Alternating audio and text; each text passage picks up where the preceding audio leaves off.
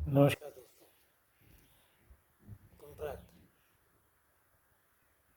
Contract is an agreement enforceable at law. It means legal intention होनी चाहिए जब आप कॉन्ट्रैक्ट एंटर कर रहे हो। इसके अंदर एक लैंडमार्क जजमेंट है। जजमेंट का नाम है बनवारी लाल वर्सेस सुख दर्शन। 1973 सुप्रीम कोर्ट की जजमेंट है इसके ऊपर। इसके अंदर जो प्रमोटर्स थे उन्होंने बहुत बड़ी लैंड को प्लॉट्स में, छोटे छोटे प्लॉट्स में करके बेचने की एडवर्टाइजमेंट निकाला। उसके अंदर एक प्लॉट जो था वो प्लॉट उन्होंने रिज़र्व करने को कहा कि ये धर्मशाला के लिए रिज़र्व होगा। बट लेटर ऑन जब सारे प्लॉट बिक गए तो वो वाला प्लॉट जो है उन्होंने वो वाला प्लॉट भी एक प्राइवेट पार्टी को बेच दिया। तो प्लांटिफ जो थे यहाँ पे उन्होंने इसके ऊपर ऑब्जेक्शन उठाया और परमानेंट इंजंक्शन का सूट डाल दिया। अब यहाँ पे क्वेश्चन ये आता है, क्या ये कॉन्ट्रैक्ट करा था उन्होंने कि इस तरह का जो प्लॉट है वो धर्मशाला के लिए यूज़ होगा? क्या रिटर्न में था? क्या उनकी इंटेंशन कंप्लीटली ये थी? क्या ये सब्जेक्टिव नहीं था? ये कोर्ट ने बताया कि जब आप इस तरह के अनाउंसमेंट्स करते हैं तो अनाउंसमेंट्स एक तरह की एडवर्टाइजमेंट्स होती हैं जो सेल्स बढ़ाने के लिए होती हैं।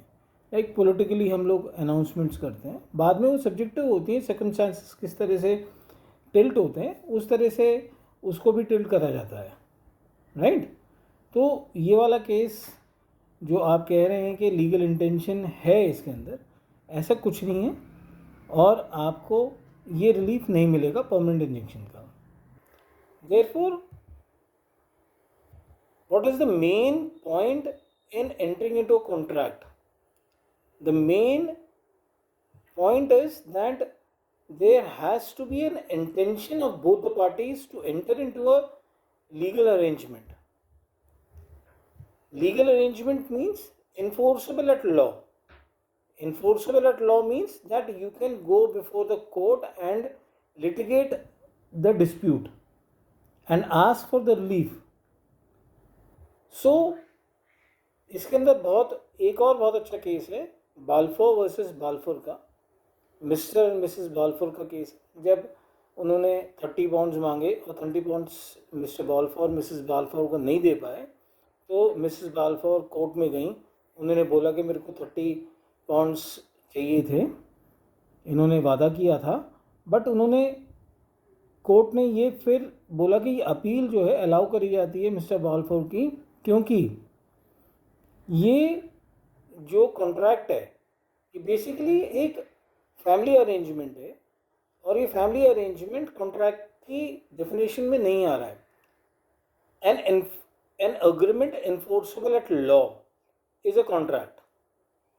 Okay, all agreements are not contracts. So be careful whenever you are purchasing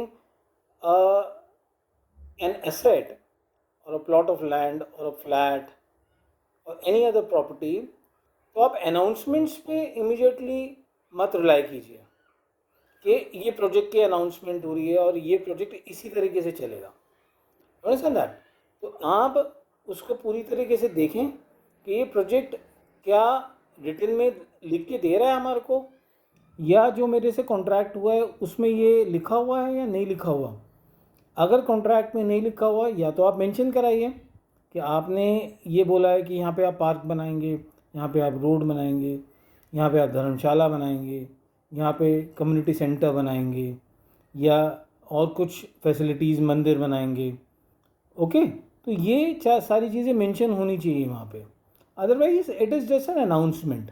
announcements क्या होते हैं, वो आपको ये बताने के लिए ये हम करेंगे, बट ये ज़रूरी नहीं है कि वो वहाँ पे करें, कहीं किसी और जगह भी कर सकते हैं।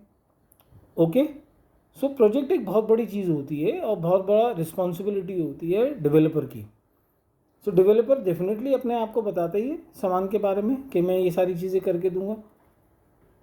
To make it legally binding it should have been written in the offer letter and you accept that offer letter, then only it is a contract. So this is very important. Be careful whenever you are purchasing an asset. Thank you so much. God bless you all. Namaskar.